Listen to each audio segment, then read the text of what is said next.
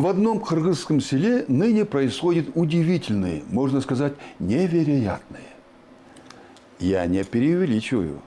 Жители этого села, устав от плохих дорог и обещаний властей, плюнули на все и, засучив рукава, начали строить дорогу сами. Своими силами, своими руками.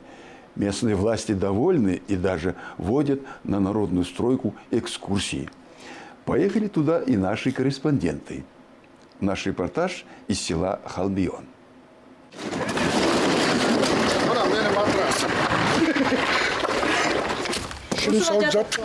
Уже больше месяца вся мужская половина села Халмион днюет и ночует на улице. Вот эти картонные коробки заменяют им и матрасы, и подушки. Дома в нескольких метрах, но сходить и проведать родных сейчас непозволительная роскошь.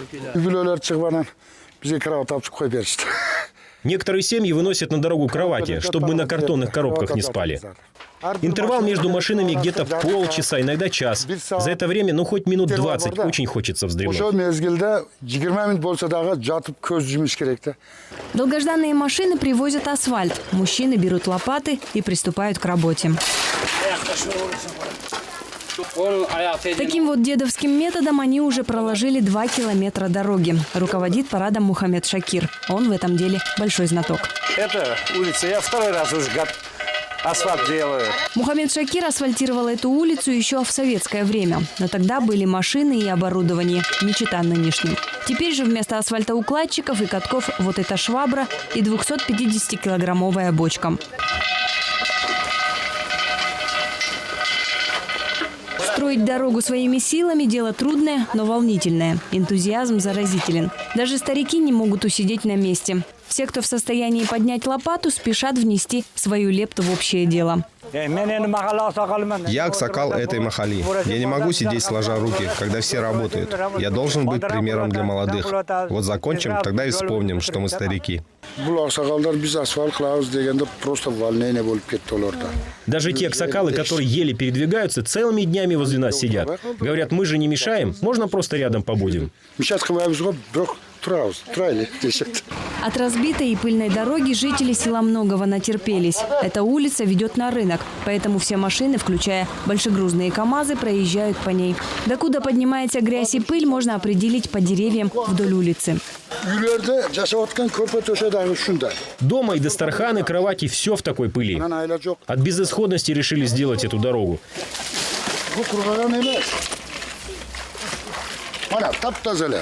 Вот видите, какие они в чистом виде.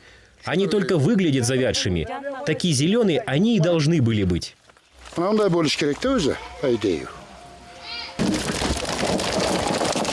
Всего в 200 метрах отсюда их маленький асфальтобетонный завод.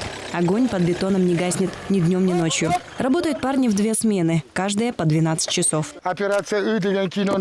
Видели фильм «Операция И»? Там Шурик воспитывает одного алкоголика. Помните? Вот он. Похож? Смеются и подшучивают друг над другом постоянно, хотя работа тяжелая и безрадостная. Раны и ожоги неизбежны. Но рабочие подбадривают себя словами все того же Шурика. Надо, Федя, надо. В день по нескольку раз обувь меняем. Сын только что принес из дома новую пару сапог. Вот опять уже успел ноги обжечь. Для экономии средств жители пошли на хитрость. Покупать бетон слишком дорого. Решили обойтись и переработать старое сырье. Это старый асфальт. Кадамжая дорогу ремонтируют. Старое покрытие сняли. Наши поехали, посмотрели. Зачем добру пропадать, когда можно его переработать? И привезли сюда. Перемешиваем с новым бетоном и асфальтируем свою дорогу.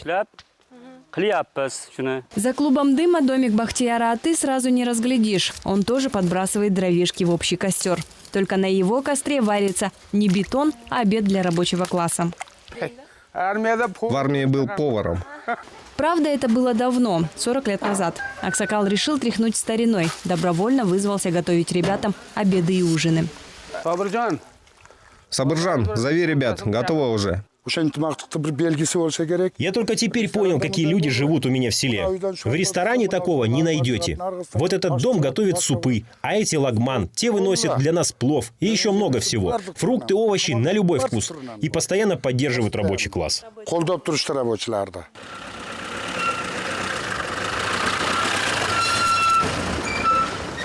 Хамразбек после уроков сразу же бежит на дежурство. Пока его братья и отцы прокладывают дорогу, он регулирует движение.